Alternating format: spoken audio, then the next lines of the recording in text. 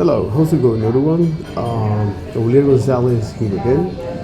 Right now we're going to take a look at the React Typescript, and as you can see I am in a different setup, by the way, because at my house the power went off, so I got a power outage, so that's the reason why we are doing here.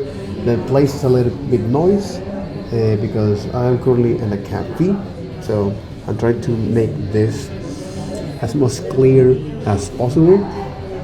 And even though in today's video we're going to take a look now at the context API and also how we can make this week's summary of the Typescript, especially over the last or for in the next 10 minutes. I'm going to do this weekly as a way to describe how do we get here and why we actually are discussing the context API.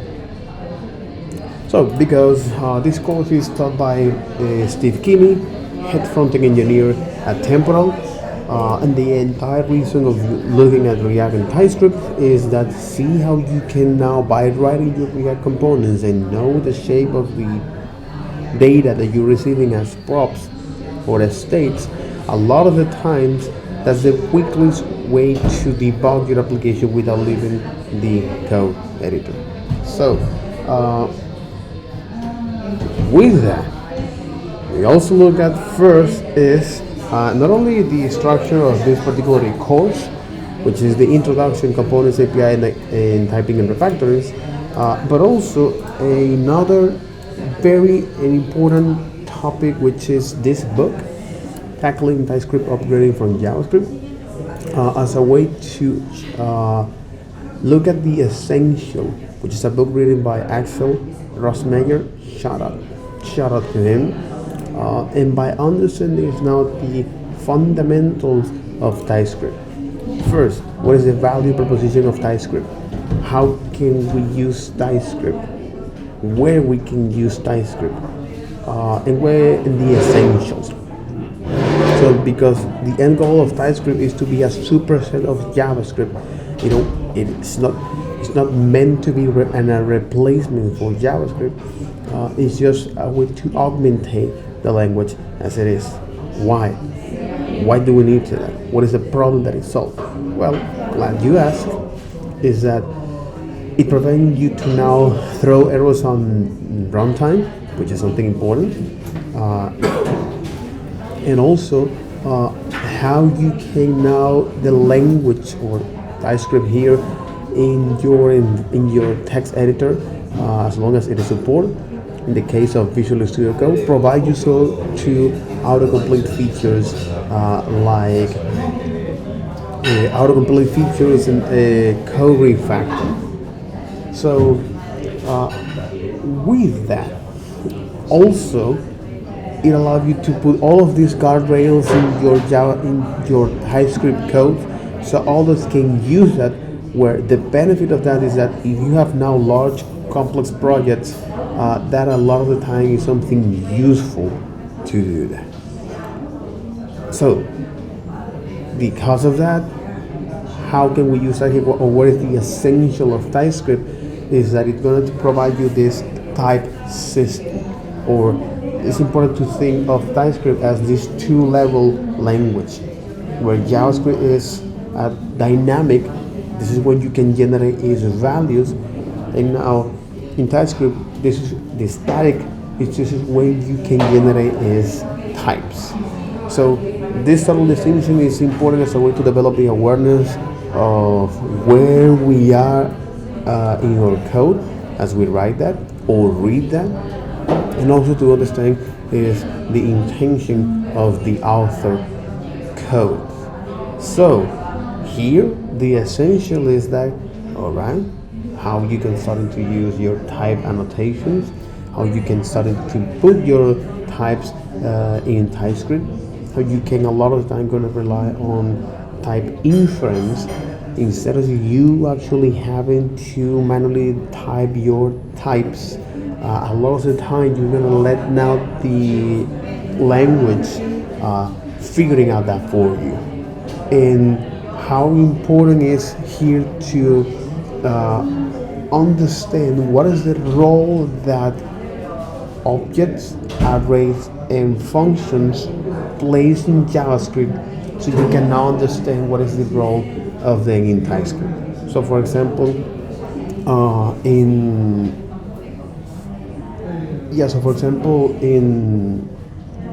arrays, so arrays plays two roles in JavaScript. Whether it's a tuple, if you're familiar with React, you're gonna see that this actually returns you a fixed length array, all right, where each one of those elements can be different, or an array where each one of those elements must be the same, but the length can vary, right? And also with functions, how you can now use functions as a way to put some types, whether it's on the parameters or the return type, as well as how you can specify is optional parameters, rest parameters, spread operators, where now the rest parameter is what is going to represent this array of parameters as an list, as an array, okay, and this spread operator is allowed you to now is expand is a object or an array per that, which is something you can use with something with syntax that can use iterators. So as long as that particular object implement the iterator protocol, not only the iterable logic, but also the iterator protocol, which is exporting is this particular object that contains next and other properties, and the next function return you is the element at that moment. All right, so it's the way of how you can now get sequence or generate sequence of data by traversing through that data structure. So this is also a particularly design pattern, pretty much like the singleton or the factory or the iterator protocol, as well as the event like that. And by event is mean that and by event it means like the observer design pattern, which is a good analogy of that is when you want to know updates of your when you want to know updates from a particular celebrity, Messi, Taylor Swift, you name it. All right. So yeah, that's what it is. So the other is in this context here, how you can also use union types and intersection types.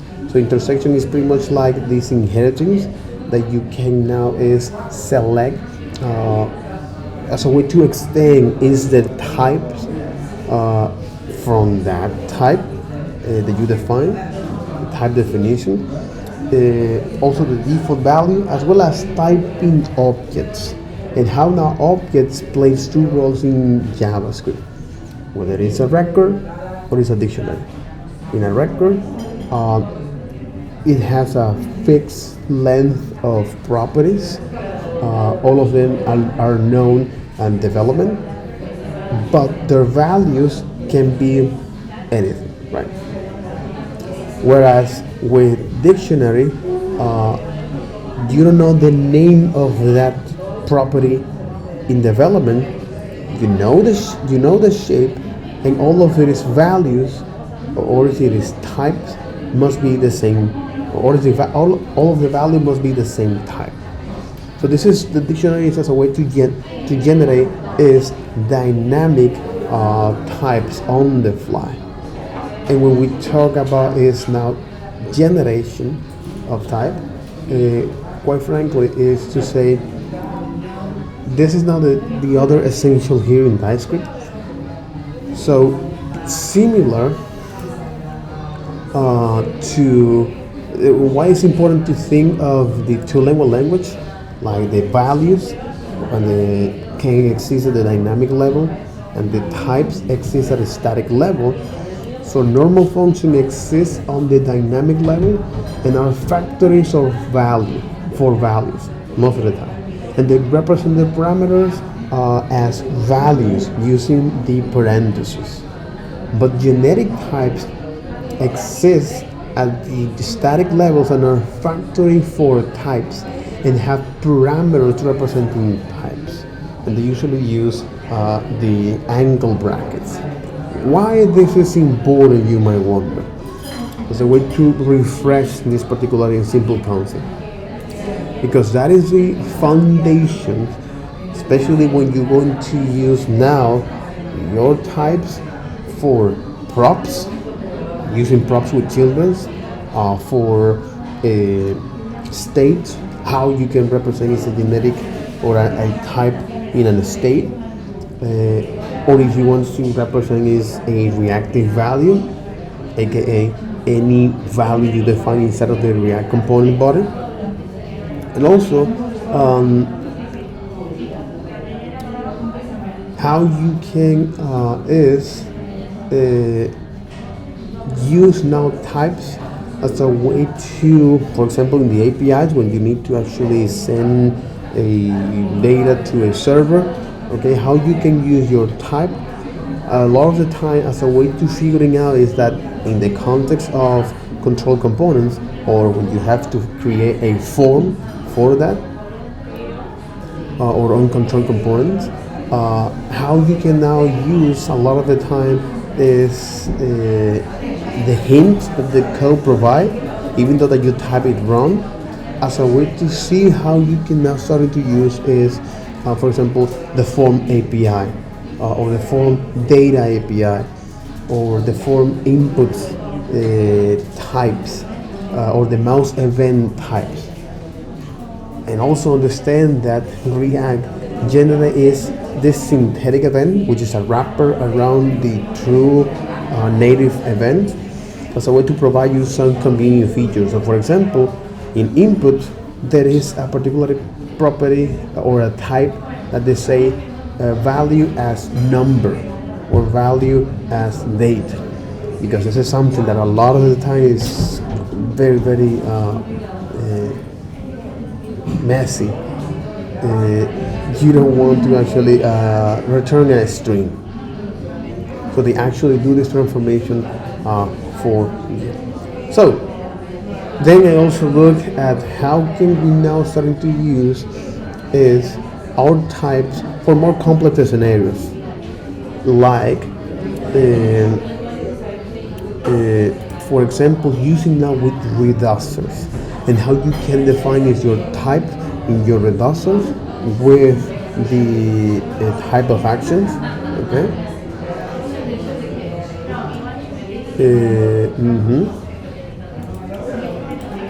That's right. So how you can define is your, yeah, it's like that. So how you can define now your actions here, or how can you use now reducer as a way to make your state update logic maintainable, because the more a particular state needs to react to several inputs, the more it makes sense to actually use a reducer. And how you can use that by defining is the type of actions that reducer allowed to, all of the state updates that you can perform to that particular state, okay?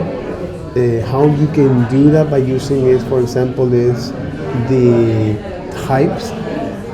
type union as a way to define is, hey, all of the different types actions that you can have, and also the conventions that comes from Flux architecture pattern. That is, well, let's going to actually use the type followed by the payload, all right? And sometimes some actions require a different payload than the others, and how you can now compose that with that using also is the number, all right, as we can see here. And I think this is quite interesting because that started here we're using is if, because this is an example for Steve Kinney, but most of the time we use a Swift for that. And how this started to now providing is some autocomplete feature, which is the reason why one of the biggest issue, one of the biggest reason why I'm actually using this. Okay. We also have this as a way to generate is a more specific type of action for that. And when it comes to actually now generating is our types for cover more specific use cases like template string and how you can go with that. A lot of the time you would like to use this when getting a JSON in our API. So as a way to validate that we are getting is the proper data or the shape of the data structure, we create now is this nice little convenient function or types for that. So as a way to actually this is match or use case. So we are now take a look at the context here. In fact, I am actually somewhat knowledge of what we're gonna do. I think we already changed that in our code base. Yep, I think we did. We did get context. There you got it. Go on swatch. Bounding box in the view. Codes mid. Auto stakes. Woman. You got the colors. Here we are. We define our context. So here we can actually, I just want you to see this. Is this one? I think it's this. No. But actually you showing that? No, it's not that. What is this? How to stick? Nope. I want to show is color. The right color here. Okay. Alright.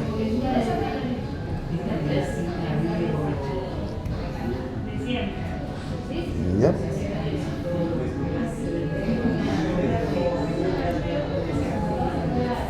So here we create is now initially our context, right? And because there's an interesting challenge here as a way to for this.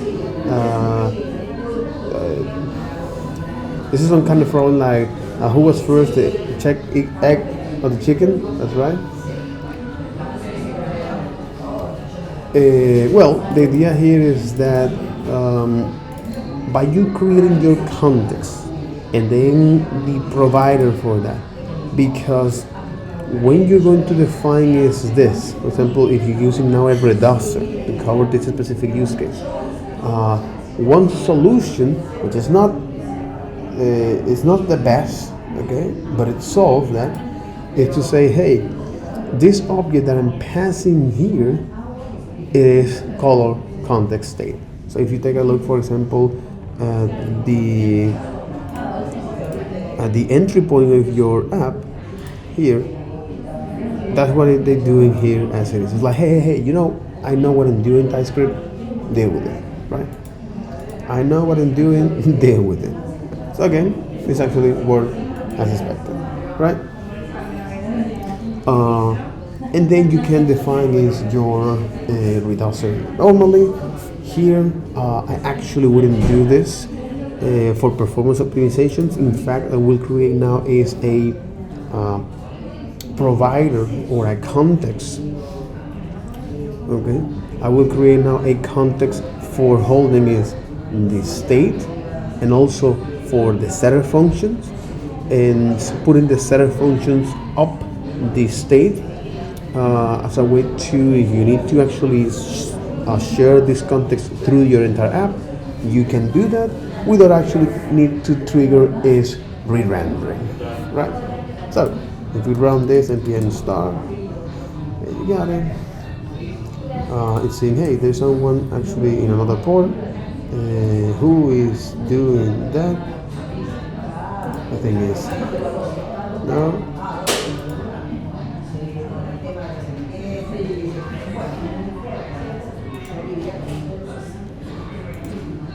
Okay, is hot steak. That's right. Okay, let's get into this. I think we're not going to see. No, but this is.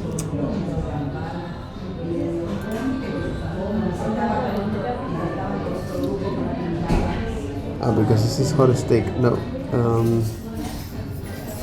CD colors, bro. Okay. CD React.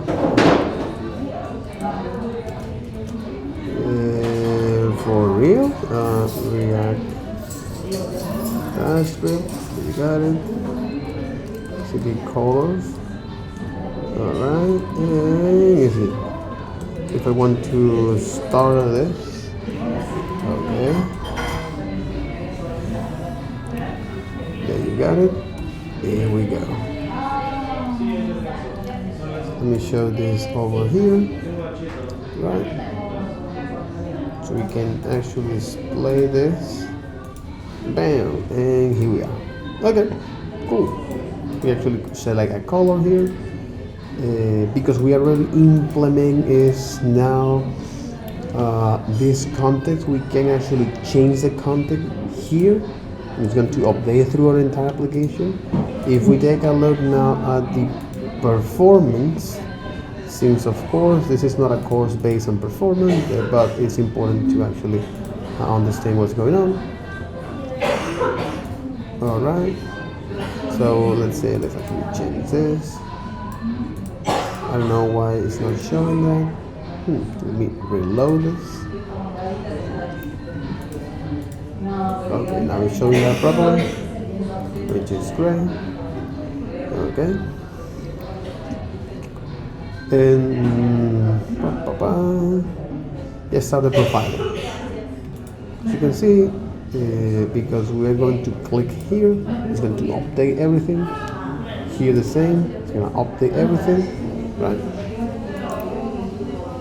and as you can see, because the tree structure is not that big, all right, it is actually this context because the way it was created is by, well, you're going to share is now is the dispatch and the items along the way. Okay, therefore, it's going to, because the props change. Okay, you're going to, of course, gonna render that, and also the related colors, as well as this. So pro change. This is the first time this component was rendered.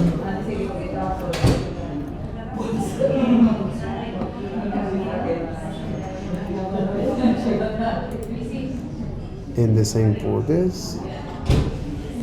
All right. Perhaps this is the desired effect that you want to. All right. As a way to do this, and because we already implemented that, okay, with Typescript, okay. We also look at what is the convenient ways to do that. And then now the Typescript utility methods as a way to perform that for the context API. And how can we use that?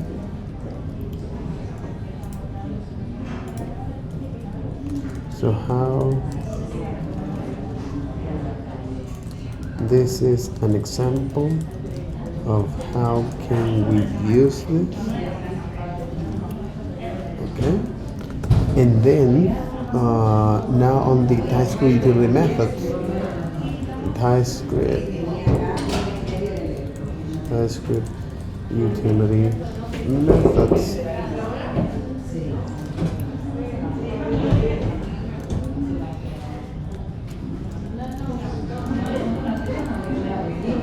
This is more likely to get yourself familiar with these utility methods that you can get from that.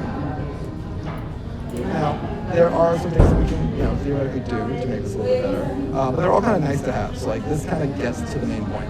But we're gonna do something first, which is, did anyone see the bad thing that I did that I had in the feed file? It's the same bad thing I keep hiding everywhere. So like, some of the context. But yeah, like right, I think maybe I'll stop the editor, right? No, there it is.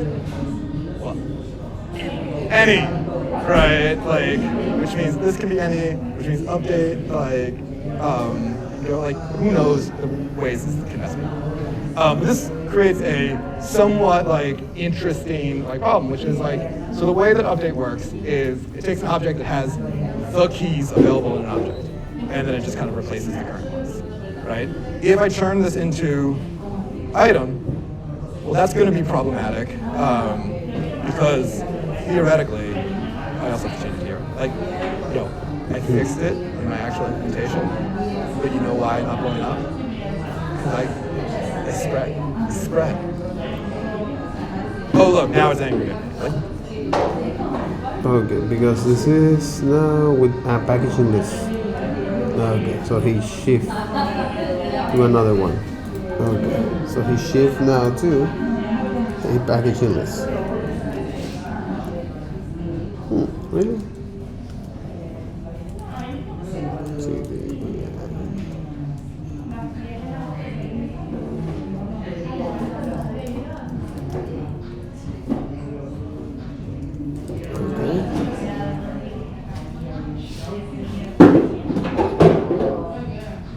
Packaging list, but here the context is, oh, I get it.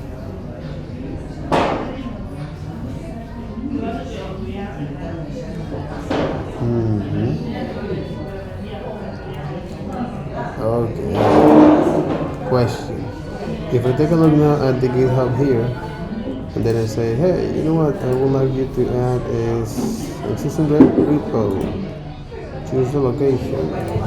Let's get into this.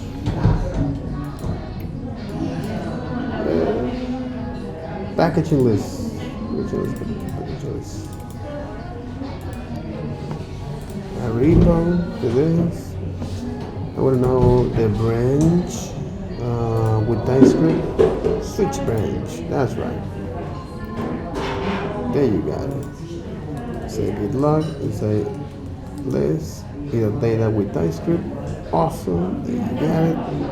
It's time to run this. It's npm start. You run it, but I think you're gonna crash. Okay, you work as expected. That's great.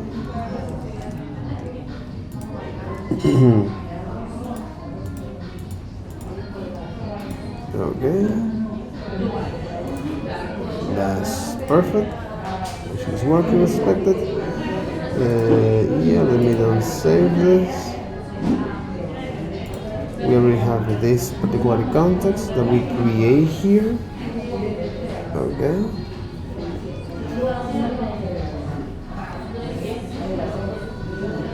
Okay. So I think that if we inspect this quite a little bit for this, and then we type something here, it'll update that properly. If we do this, as you can see, it's updating everything. So we lose our performance here, and that is because we are not updating the value properly.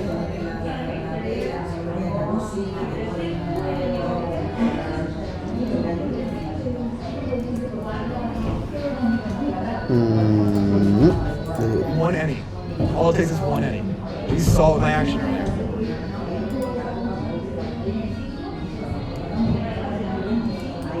Oh, because this is the exercise. Okay. And so the cool part, you can also do some interesting things like give yourself custom hooks as well. Index component. Like most of the non-TypeScript parts are set up for us. So now we can kind of do the other piece, which is like. Okay. Okay, this example is a way to see how you can now is improve this.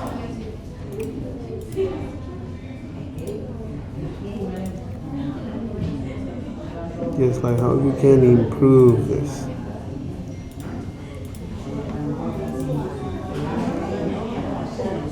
No, okay. Okay. Take a look, take a look, take a look. It's actually doing that. But unfortunately, its rendering is all of its component here as is.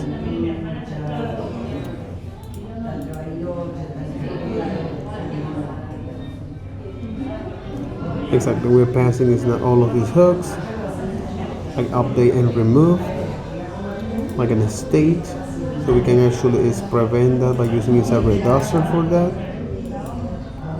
Okay, so good, good. Pull in, like, but then Typescript will then cast it in, just as we saw before. But Okay, so let's actually fix our code here, like that.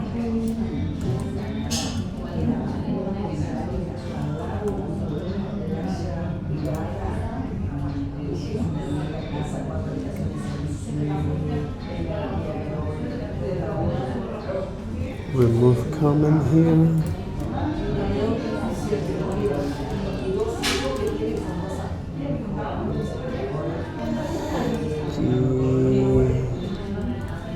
Shortcut.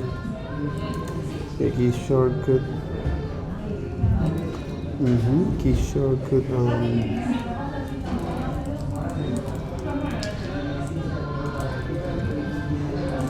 Visual Studio Go.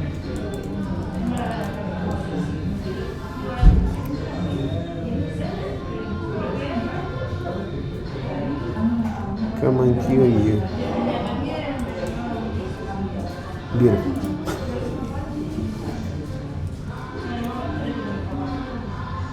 Beautiful. Beautiful. Alright. And then, because he will need to pass is get initial items here to this. Makes a lot of sense. That's right.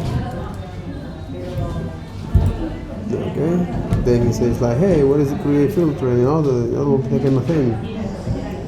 You know,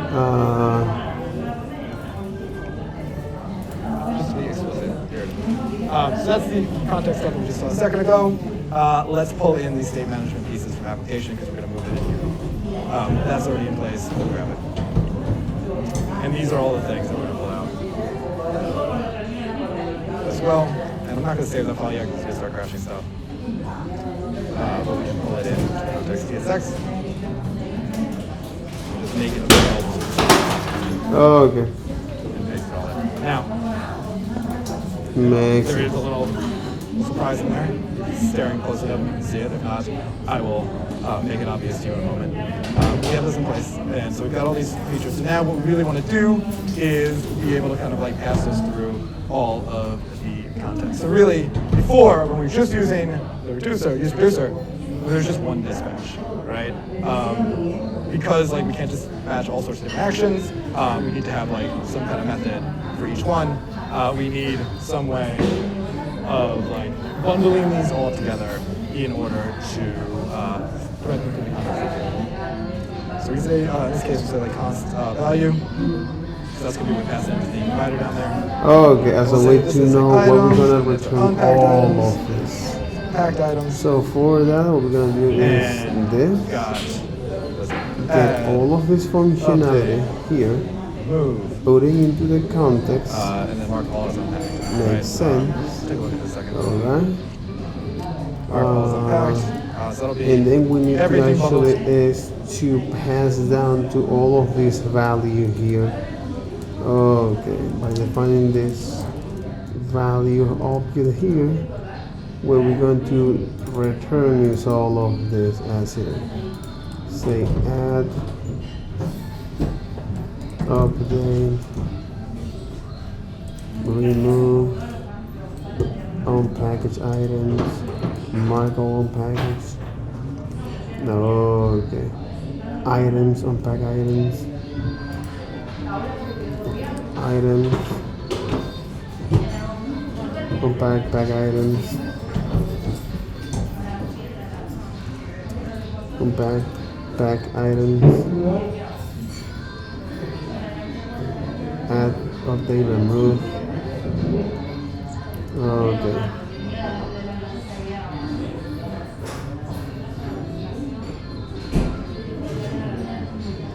And mark all as in back. Together real nicely, and we can.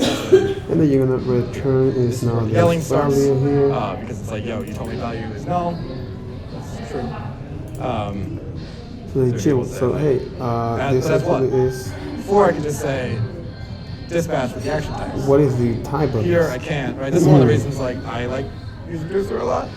Especially because the number of things I'm doing. Like this is a case where again, like I'm not pretty sure, but I wanted to show you both because like sometimes you fight the army with the battle with the army you have, right? One of the things I could do is literally again to kind of hit that running theme, rather than rack my head and sit there and try to like get it right and watch my code not compile. The answer a lot of times is just stealing it from your own code, right? Let TypeScript give you the answers so that you can give TypeScript the answers somewhere else. So we can grab this. And I can make this its own type. This is right? another like, nice little hack here. So it's just a way to see what I'm doing here. Now we have this, and we can see that like, let's just so if I want to verify generate that is now the same type way, for right? this, actually TypeScript generate the type for me. Okay, this is one way of how Well, you can because we don't get a define compiler them. error, this is how we know Say that they are both type valid and they are is- compatible with each other. now So that all kind of works. It's great. Like there are fun here. things that you, if these were in the same scope, you could do stuff like. Item states, right? Okay, so we can define is the item state that'll be of this shape, right? Then we can say, hey, because I know what I'm doing, I can say, hey, this value will be is now an item of state, okay? I don't even know if you can write a type inside of a smaller scope. I'll just show it. Yeah, I'm pretty sure that's why I'm getting yelled at. But like, I'll show you what this looked like if it was up and out of there. You could say type.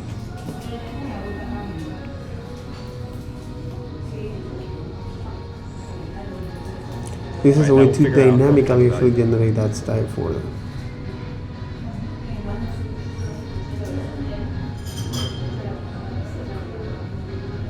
And you can see that that is a way to figure out the type based on an object. This is a regular old JavaScript value.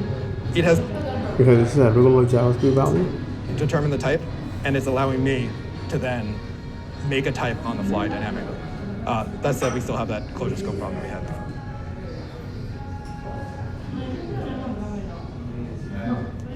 So, both work. I use this a lot, especially with arrays, like for like statuses. Like we have a bunch of labels of like running, paused, terminated. I want those to be types so I can make those union types like you saw with the actions. But I also need them as values that I iterate over. So a lot of times I'll do like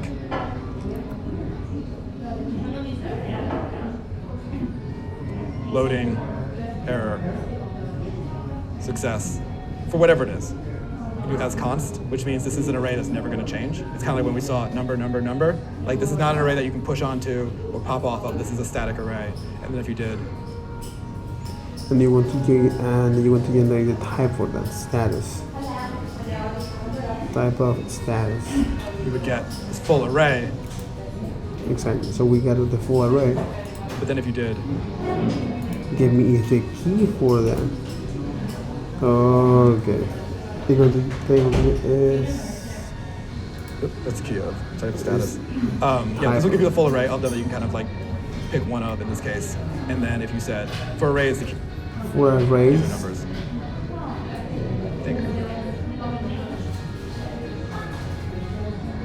You see you got a union type. Okay. For each one of the elements on the array, I want you to provide me is the type for that. Based out of that array, right? So this is saying like go through all the keys, which are numbers.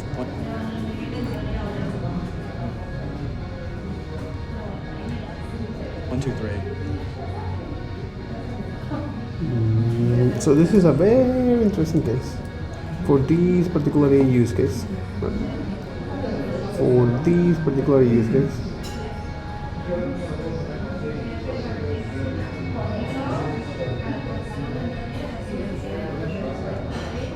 What?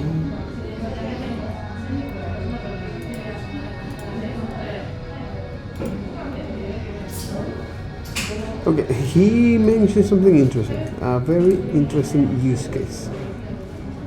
And we're gonna use that a lot. Which is, for example, if you want now to,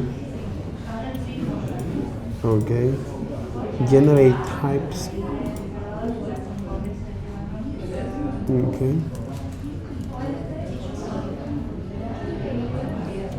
for generate types based on array values,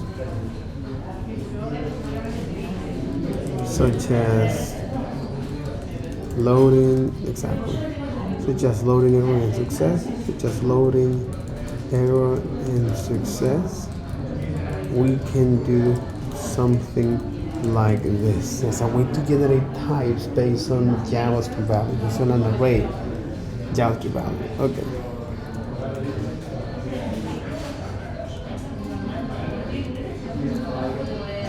For example, generate types based on array values. And this is quite interesting.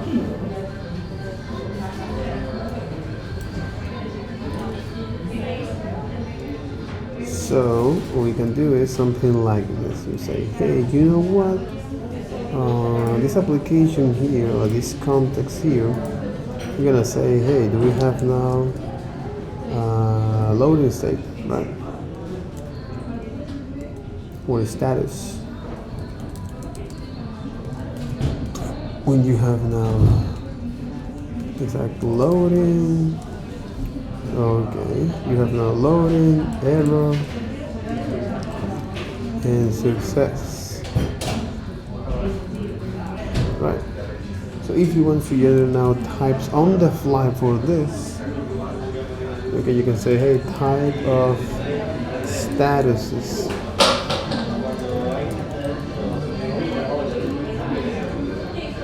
What is statuses?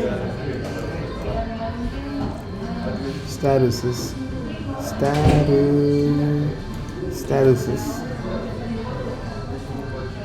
Exactly, statuses.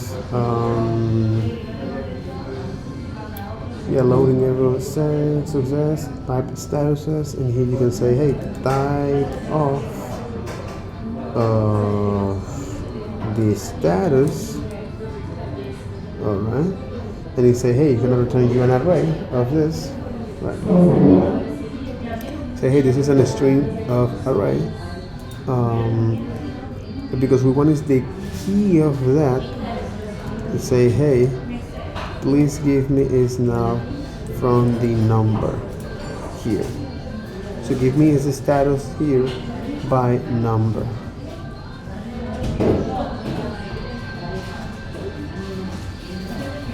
Type status. Yeah, this will give you the full array of them. You can kind of like pick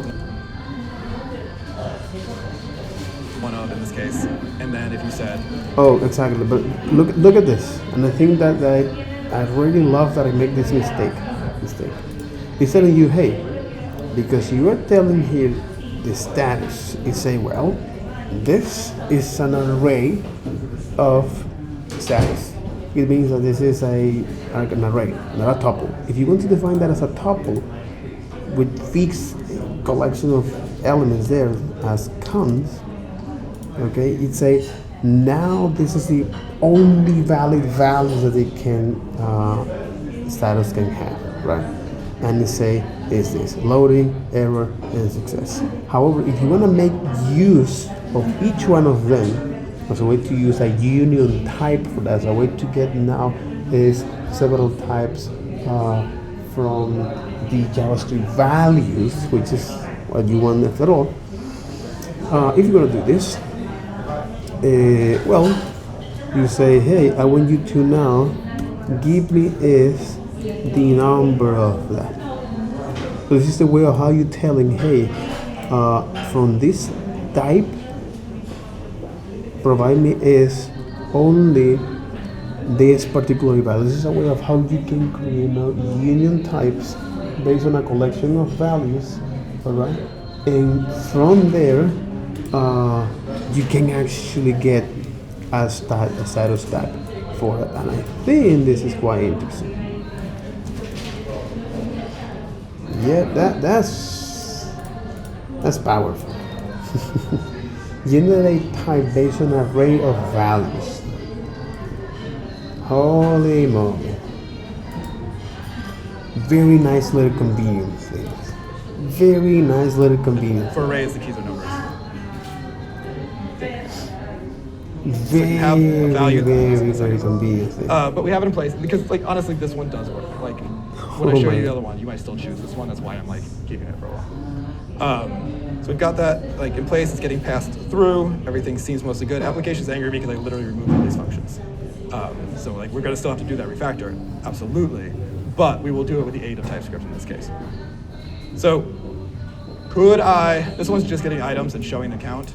This one has one function. Could I thread them through with use dispatch? I totally could. You can later. I'm going to do the ones that have multi-depth layers of items, item list to the individual item to actually showing them, to having the actions on the right buttons. I'm going to do the 2 item lists. These aren't really worth it, but I can pull them in here. So we'll say use context. Use context from the items context. All right. You need to export that. So the item context. Let me actually now deconstruct that from the value that I'm receiving is each one of the things that I need to. Add and see other, just mark it all as unpack. Cool. So you see these are happy. I don't need to pass these props through anymore, right? Because I can pull them when I need them. Let's actually pass these in too. That way I can just reuse the same code.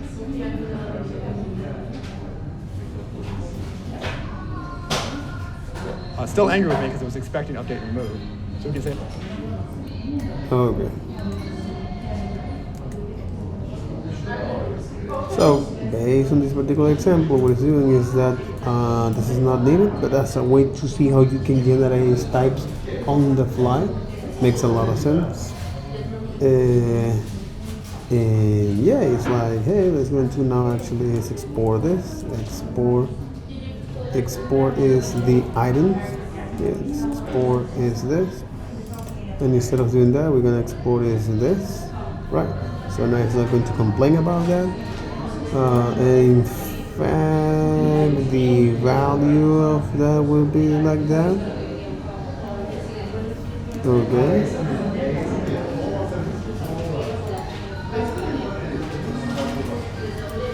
But we can actually indicate that, hey, this will be as part of the item or the initial state.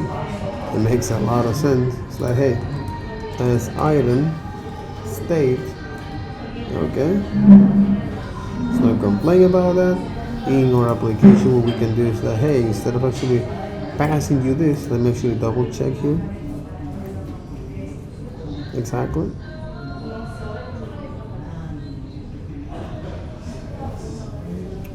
That's right. But here, because we're gonna use now context, and we're gonna pass now the items context for this example, item list, item context. And since we want us to actually get from that is some couple methods for that. For example, like items is one of them. The add as well, followed by the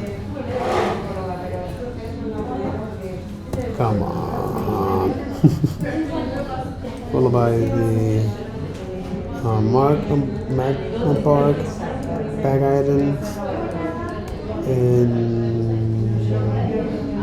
update and remove when they're gonna pass down there. And tag items. So I'm going to remove this one because we're not gonna pass them there.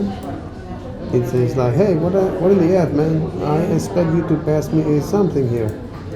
Call like update and remove. Yes, but in this case we want to inside of this we're gonna remove this. Yeah, we're gonna remove that. We're gonna remove that, followed by the item as well, and we're gonna now in the items use our context that we're gonna get from that data as it is. So let's get into this, which is this. In fact, we're not gonna pass anything here, nor this. As we down into the actual component that needs that, okay, which is the item. Then here is when we say, hey, instead of actually using the update and remove, we are going to say, hey, now here I want you to use that particular context with this data, which is this context, which is the item context. All right, and now I want you to get is the of remove. I fucking love that, bro. And also the update for that. So we can actually is remove these two lines here, right? Whoop. And then now Typescript is not complaining about that. Set editing and remove. It's gonna say, hey, user state is defined but never used in line 1 on the application. Okay. Exactly, we don't use user state, we don't use any of this, none of this. Okay, and voila. With use dispatch. Wait, what if we just didn't worry about this anymore? Now we don't have to pass them in here. Again, it's kind of just following the errors. It's a little cathartic at times. Versus like, I don't have enough tests, let me keep checking, so on and so forth, right? You kind of just follow the compile errors through. Mm-hmm. Don't need them here. Keep that. And here's when you're gonna call your context. That's right. There's context.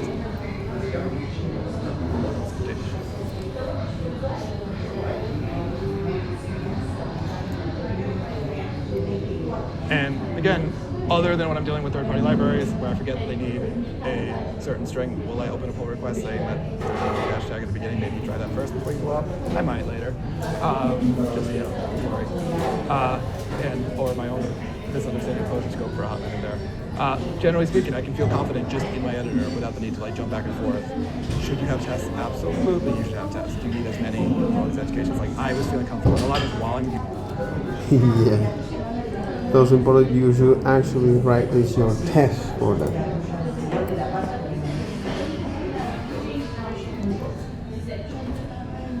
Should change the name of an item. Should change the style of an item.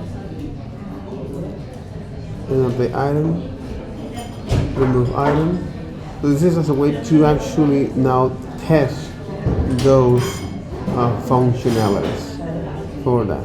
The create item, the update items, remove items.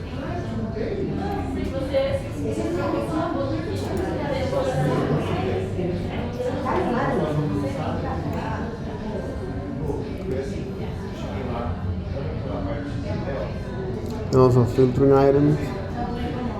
So for any, okay, that's interesting. Okay, for any, you have to create a test for it. So for any of your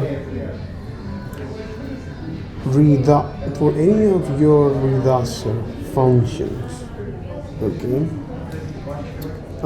it is quite convenient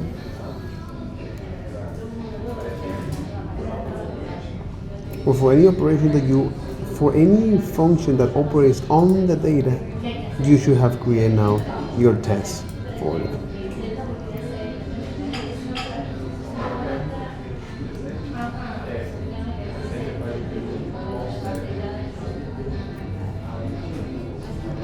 Similar for your reducer.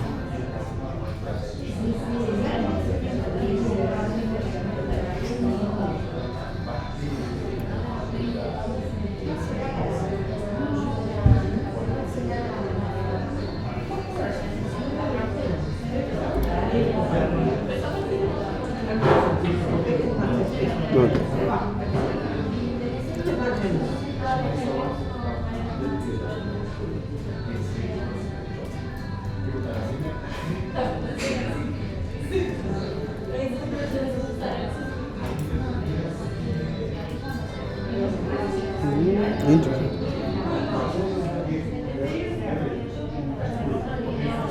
Okay. Interesting. It allows to change in all of the in other ones.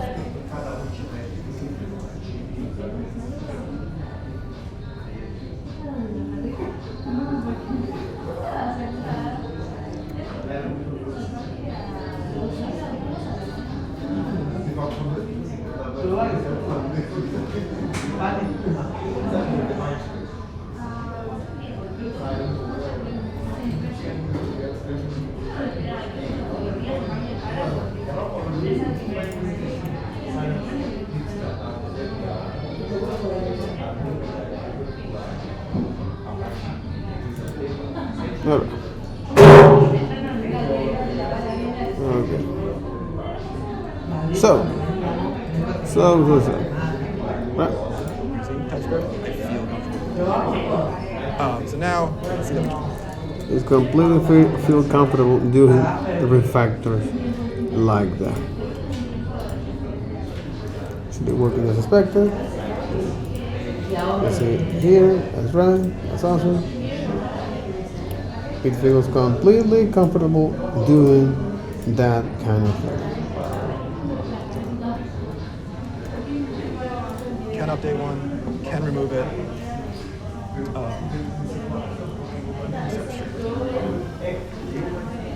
it is at the bottom. See if everything works. I can check boxes. I can edit a name. Awesome.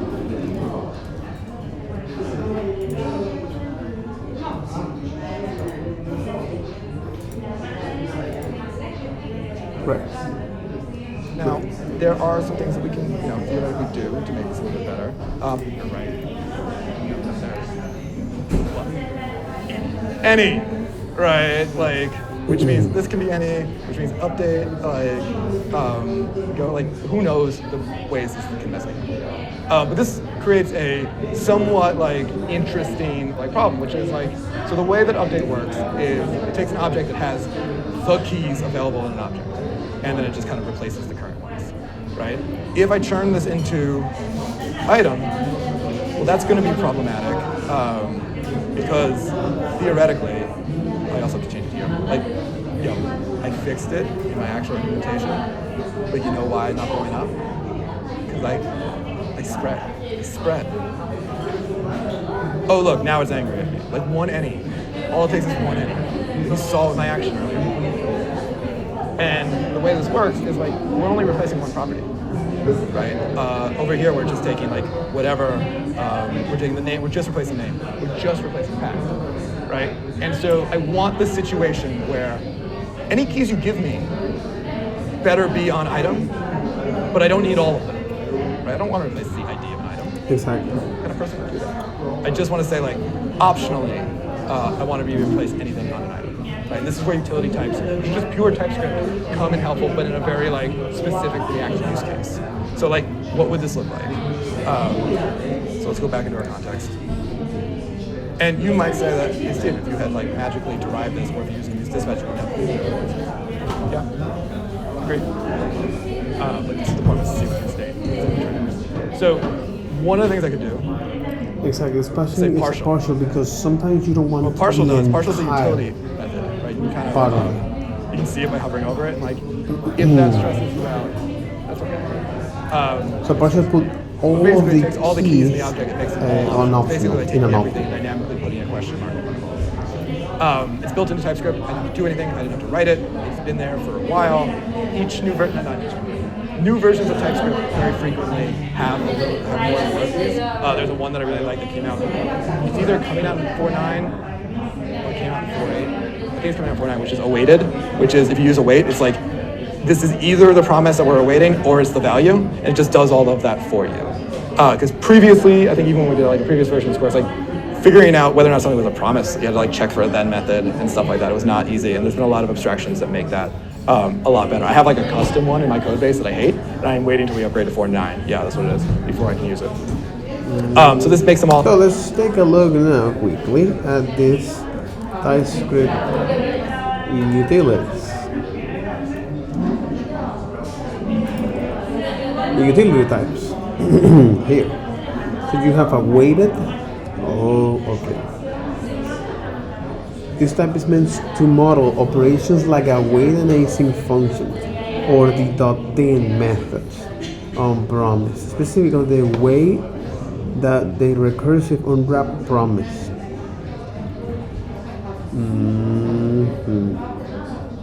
So on fulfill, there you go.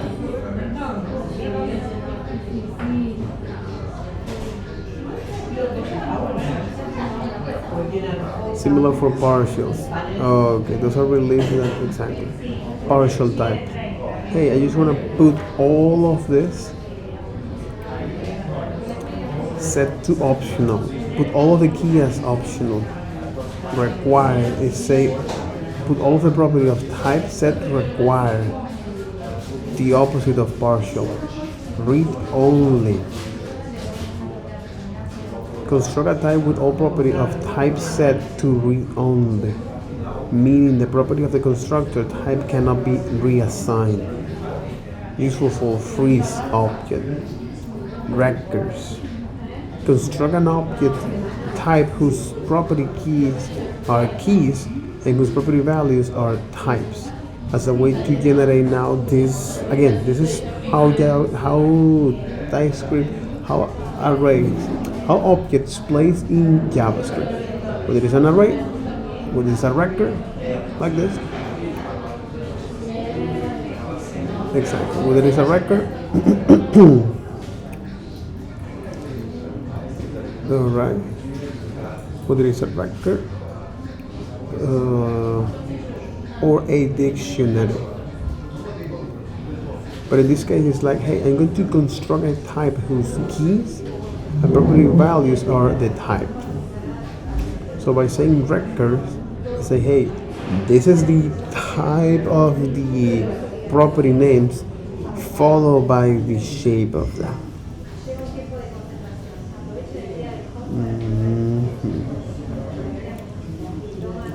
This is a way to give you much more control about what is the shape of that. Okay.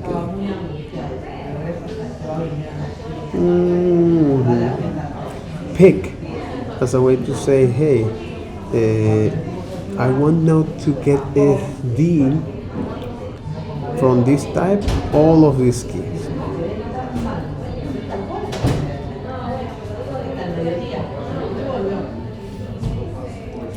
Okay, hey, from this type, I want you to now pick each one of them.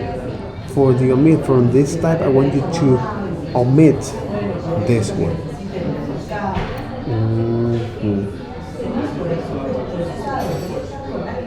For the exclude union type and exclude member.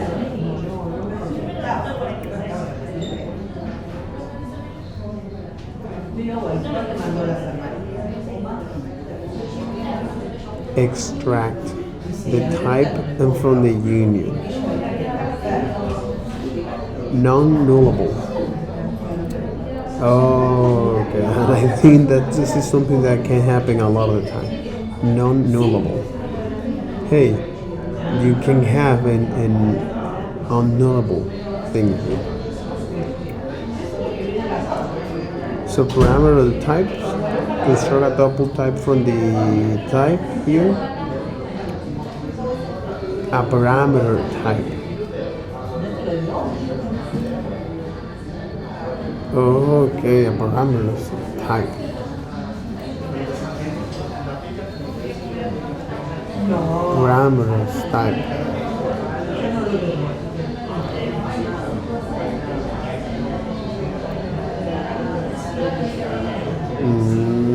That's quite interesting because they actually face this particular problem.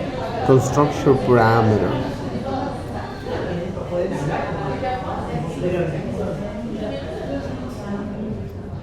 And the constructor parameters. Return type and type. Instance type. Okay. Okay. The instance type. hey, this new type must be an instance of that. Non-infer.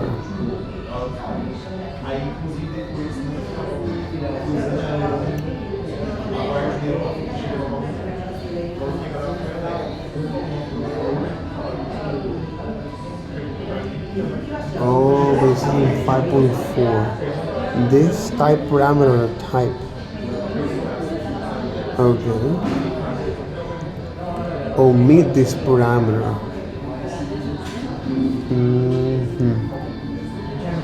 From the to x.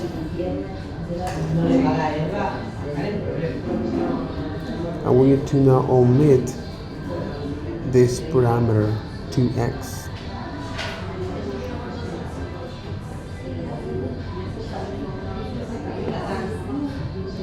Remove the this parameter from type. Oh, interesting. Remove, okay, omit this parameter. Makes sense. This tape.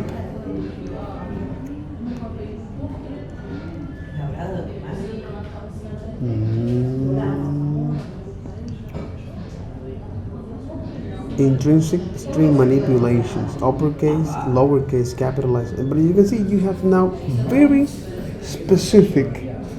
And most of the time we're going to use the partial and require the record as a way to say, hey, I want to know is the shape of it. The shape of this data structure of this object will be is with this keys and this value. And I want you to now pick some of it or omit at least one of them. Okay, makes a lot of sense. Makes a lot of sense. Yep, totally. Awesome. So wait to omit this. All right. Optional. But what if you wanted to say, all of them optional, but I better not see an ID in there, right? This is where more utility types come in handy. So we could say like omit, and if I just put it around item, it would just take it out of item, but this is omitting it out of the partial. Except for the type for right? that. So I can say omit, and I can say ID. And if I grab this real quick, we can see how to break it out so we can just hover over and see. So we'll say partial item. We'll just grab that first part. And then we'll say type, arisle, partial. Without ID. Omit. This is great ways like not retype stuff all over the time, all over the place. Partial item. And then like don't include with the ID. The ID. So if you look at partial item, that is now these can all be either string or undefined versus a regular item, that was not the case before. They all have ID. And without ID says, but not the ID, right? There's a bunch of these. It is not the best use of our time in a workshop on how React and TypeScript play together to like do I have it written up. You can go take a look at it on the documentation I put for this workshop. Absolutely. Do I remember all of them? Wait, what? Utility types on course website? Oh, okay. Oh, okay. This is a way to infer is a type based on a value. Exactly. What about getting the values? It's like, hey, from this object, I want to get all of the values from it. Okay. Which in this case, number is A, is B, and A. The union with objects, the intersection, or to extend as well.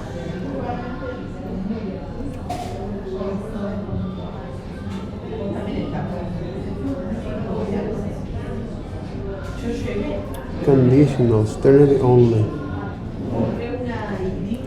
Hey, you know what? I want you to extend from this object length. So if D contains length, making an array. If not, making an element. T wrapper this. Conditional examples and exclude as well as extract objects.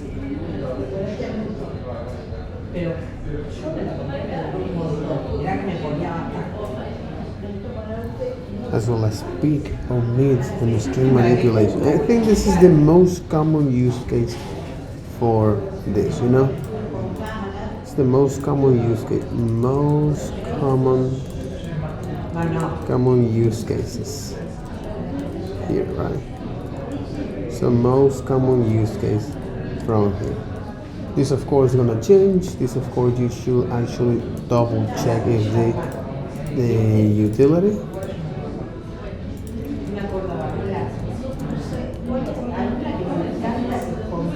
It's a very handy. The time, no. Is it important to, like, if you're doing something squirrely or copy-paste, to be like, I should see what the latest set, because they do update a lot, right? There are new ones in like many of the point releases, not just like 3.0, 4.0, 5.0, but like in each new release, some new ones come out that solve a lot of common problems. So in a lot of these cases, if you need to do something special like that, you can like reach for some of these to kind of create new types on your behalf. So what I'm going to say is, cool, any of the properties that are on an item, but like not ID. I should be able to use this now in both places. Yeah, because it's not getting the right thing, so I just gotta swap it in here. Okay, there you go. And my code compiles, and like now it's a lot safer. I don't have that any infecting everything, but I also didn't have to like go and statically make another type again. Because like you can imagine, that's well and good in a stupid little example app. Totally. All of a sudden one thing changes and you've like hard-coded all these different sets of values everywhere. It's not great, right? So letting the type system, and you'll notice that like React has done a bunch of this for us. Like it's how process children works, right? It was like, cool, take whatever it had and jam on children. That is React.React node, right? There's like, we use these already in prior examples. We just didn't really talk about them, right? And like having some of those variables being able to pass in, right? Kind of what setState was doing. It's like, hey, or useState, right? Like it tried to derive the value. If not, we could pass one in. That's very much what we're doing with partial. Like we're making a new type based on some other information. You know, I think it is worth spending a few minutes to talk, like we've like hand waved around these generics. And if you look at like how emit works, that like T and like extend string, number of symbol, those are generics. And they've been around and we've never really like directly addressed them. So let's spend a minute or two, or 5 or 10, just talk a little bit about what they are and how they work, because like we're gonna have to do some like magic with them in a heartbeat in order to kind of like solve that context issue that we had before, right? So we should probably at least do our due diligence, right? Like it's a little deviating from React and TypeScript to a little bit of TypeScript, but when we start using them. Okay. So this genetics here. So we actually fix this particular issue that we have here in our context.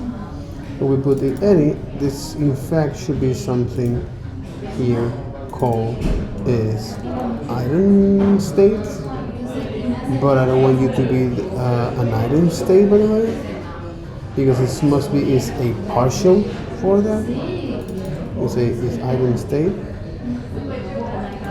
Into this, it's gonna complain in normal place, right? Type item state has property in common with type partial items. Okay. Or in this case, it's item. My bad. It's item, not item state. He says like, hey, but you know what? You're not providing this the proper way I expect yet, right? So there's some missing property here. Argument type name string is not assignable to parameter of type items because it's missing the following property: adding a D and bag. So what you can do is, in this particular case, say, hey, we need to now say partial, okay, using this particularly utility TypeScript utility function for that. Still gonna complain about that. Alright, type property of ID are incompatible because it doesn't expect that ID. And you can say, oh, if that is incompatible, I can say omit from this type the property called ID as is, right? And if I do this, say omit this partial here from the item, okay.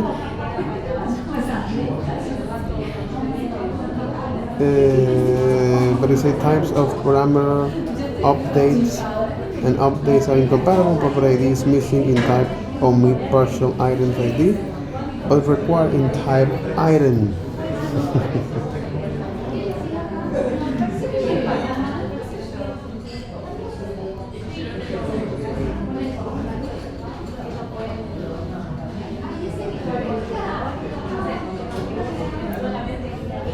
Say omit partial items like that.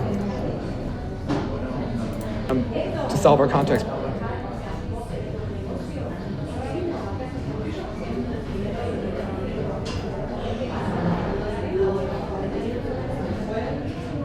Exactly. So make all the options here and all the type optional here. That's what interesting is like. Oh, you say types partial items, and then you say, hey, this is partial items, and you want to actually use the partial item to say without ID. You can say that partial type, which is partial items. Okay, I want you to now is omit. I need to use the partial item, but I want you to omit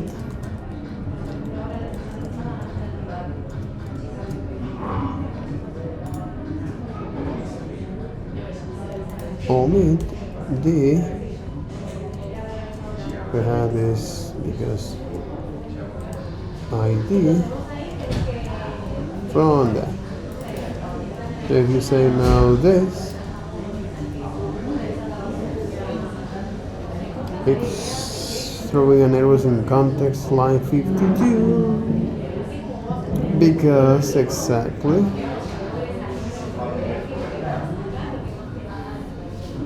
it's like say, hey, items is this one, but you're telling me that is now I'm going to return this, but update function here actually is items. Of course, if you say this, now this we solve a particular issue that is spreading across that. So what effectively we're telling is that, hey, we want it to this particular type. We want to pass you as an optional types, and without this property, so you don't complain about it. Something useful, especially in updates for that.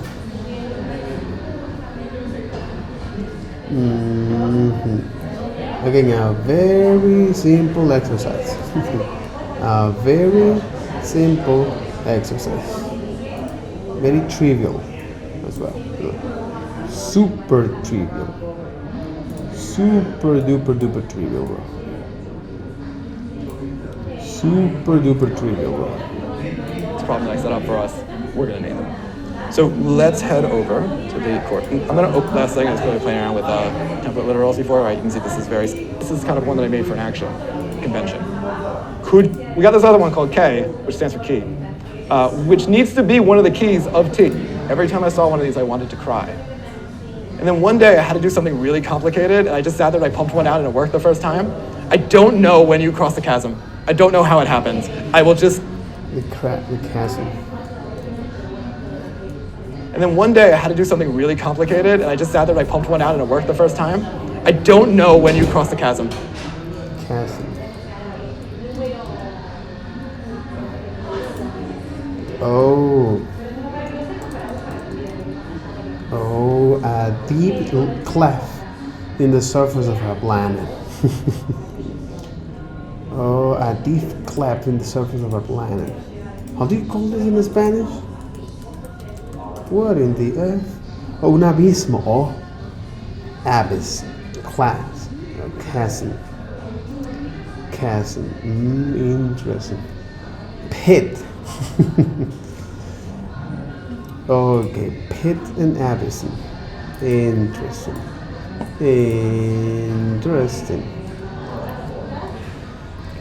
Very, very, very interesting. I don't know how it happens. I will just say that if this is a simple one. Like we can look at some more advanced ones later. If this stresses you out, that is an okay feeling. There's no need to have imposter syndrome. And then one day, you will surprise yourself. Hopefully, like one day you will surprise yourself and just like bust one out with like ternaries and like conditionals in it, and it will do exactly what you want. You will not know how you acquired this superpower. So understand that this is a journey, and don't feel stressed out. Like this is kind of why it's like a little bit of an aside. But the really cool thing is that it automatically looked at.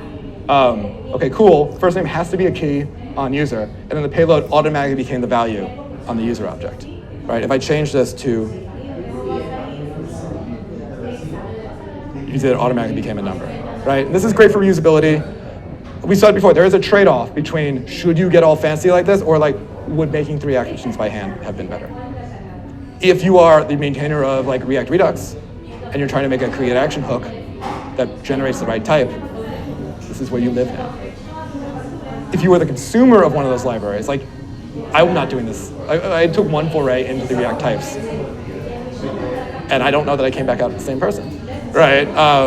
Like, you can do simpler versions of these, but this is kind of the, and I put like a lot of reading on like some really like wild stuff about even some of the implementation details of some of this stuff, but I'm mostly only going to touch lightly on it because it doesn't fit the heuristic of have I used it in my own production code base in the last 6 months to a year.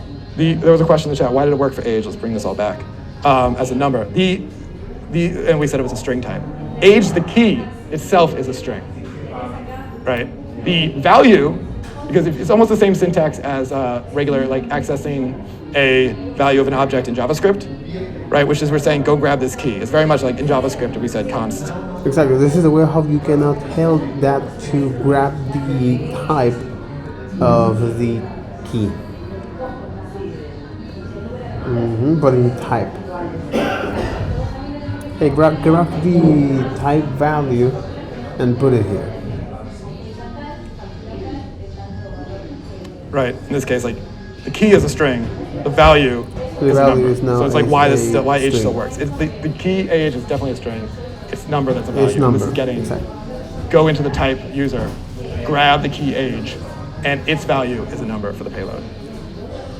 And this is just using the template literals that we saw before. Let's start with a slightly simpler example. And one of the ways to show you how this has been helping you under the hood, right? Are you all familiar with the data structure linked list? Mm-hmm. Yeah, it's a collection, right? One node points to the other one. Like an array, you have the entire array. If you need to like work through it, you totally can. But if you need to put one in the middle, you've got to basically, in C at least, create a brand new array, like put it in. It still happens under the hood in JavaScript, but you do need to, it's tricky to put one in. A linked list is you have the first link, like on a chain link, that points to the next one, that points to the next one. Which means if you want to get to the 56th one, you have to go through all of them. But if you want to put a 43rd one in the middle, unlink them, link them back in, right? So it's just a data structure that is useful. It's one of those ones where it's like almost like breadth first search or depth first search. You're like, I'm never going to need this. And then one day you absolutely need it once. I say this as somebody who had to write breadth first search generator in JavaScript at work on purpose. Cool, and has written way too many compilers and parsers for reasons I don't totally understand. I blame working on email editors and Outlook. Anyway, so if we set type, let's like a link or like a link node, so we don't get confused with like what links mean in the web. And we can say this could be, it's a way to say like, I'm gonna use the same variable multiple places, please store it somewhere. So we say link is t, and then the value should also be a t. And then it can point to another one, which is a link node, optionally, because eventually this chain is going to have to end somewhere. Yeah, this particular example was something quite link node that is also the same t. Actually understand and that. all a generic really does for you is to say, whatever t is, it should be the same t everywhere, right? Generic and so if I say system. const So generic text node, and that is the type system. This is example. Not literally string. I mean, you could do that too, but like, Go to then you'll notice it's angry at me. Because it's like, hey, value is missing in your empty object, but it's required. So we say value. Angry at me because it said it had to be a string.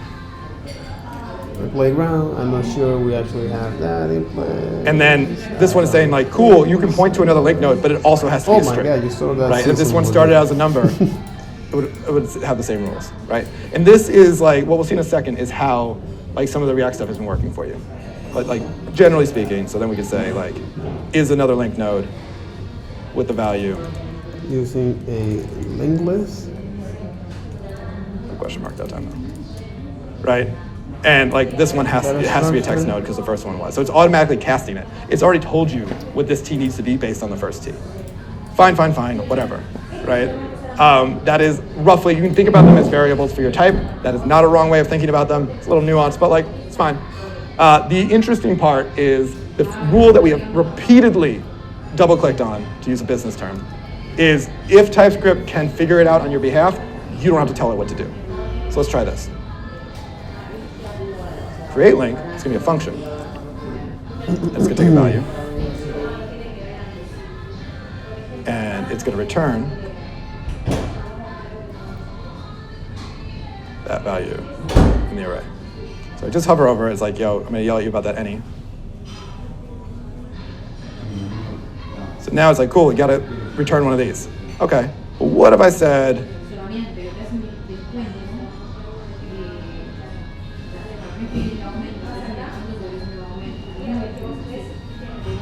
oh, it's gotta be a function that returns that.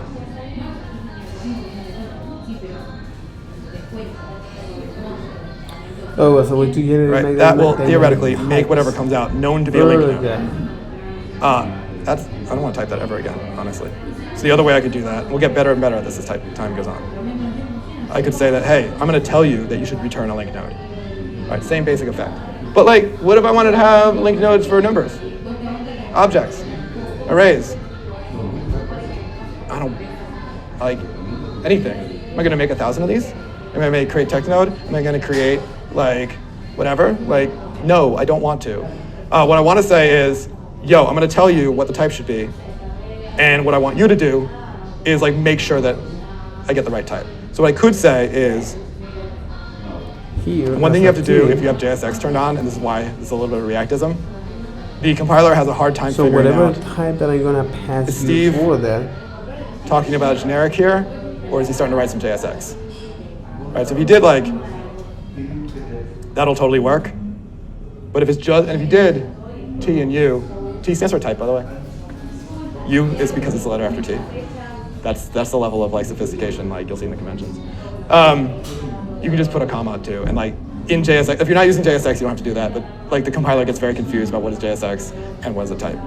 So now we're saying, cool, there's this idea of T, and whatever T is, it better be the value, and it also better be the T in the link node, right? And you're like, cool, now it's a function that takes a T, and it returns a T. Great, excited. Life's going on, I don't have any T's. Where this becomes cool is I can say, or useful is when you have to actually generate those values. Oh, okay, when you need to generate those values in JavaScript dynamically, and then it's going to inherit. Oh, interesting, both those words. Value. I'm not getting yelled at. String node. Okay. Oh, you're a link node. It's a factory of values for you. Okay, that makes a lot of fucking sense. So the idea here is that, okay. So from, oh shit. In fact, yes.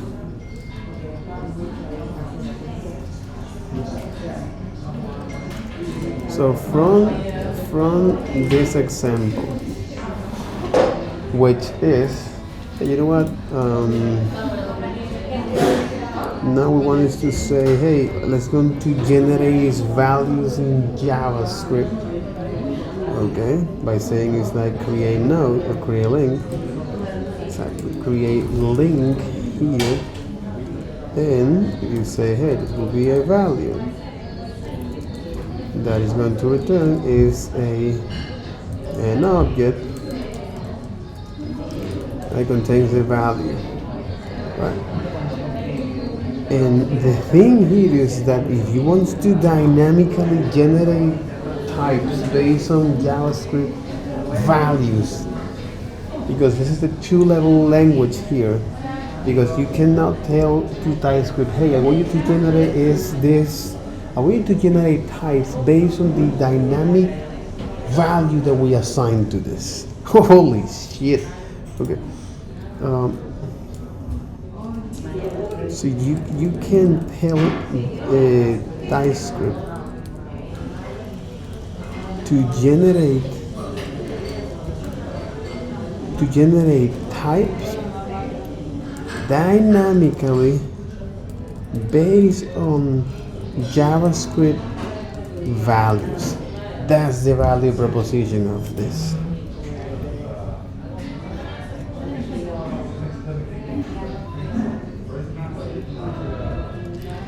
And that's the value proposition of this.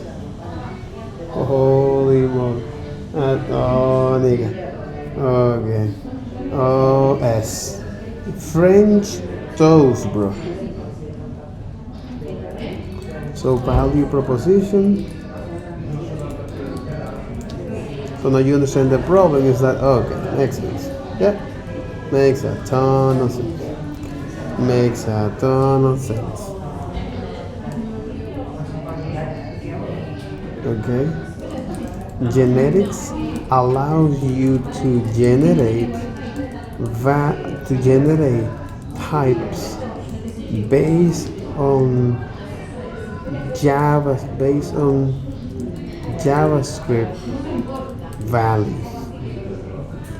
Okay. Without repeating yourself. In other words, without having you to define all of these different types per value or shape. Okay. Okay, that makes a lot of sense. String. Another node, your link node with number. I didn't even have to use a generic in there, right?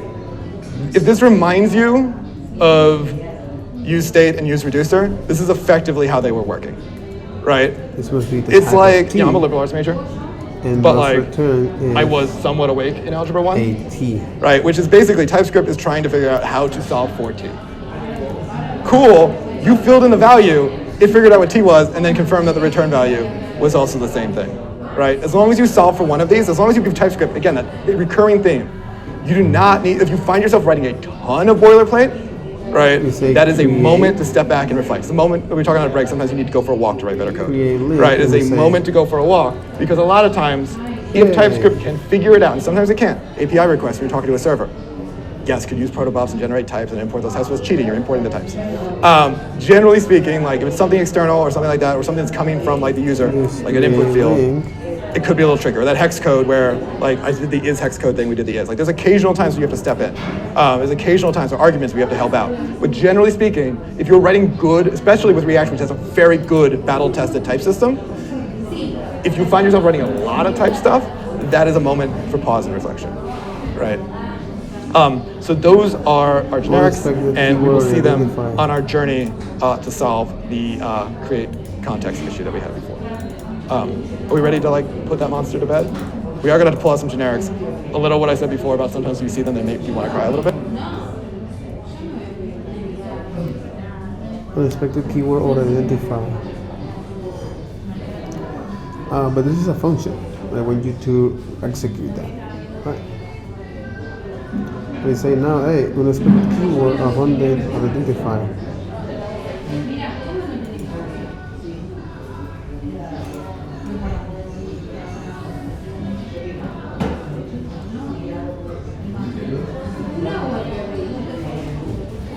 Okay. A link node of T.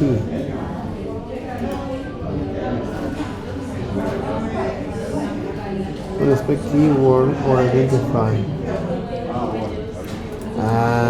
My bad. C limit is it one. Is it one.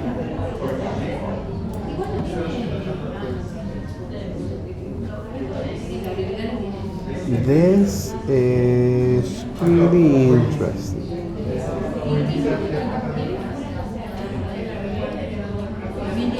Okay, got it. Okay, so that'll be all for this video. Take care. Bye bye.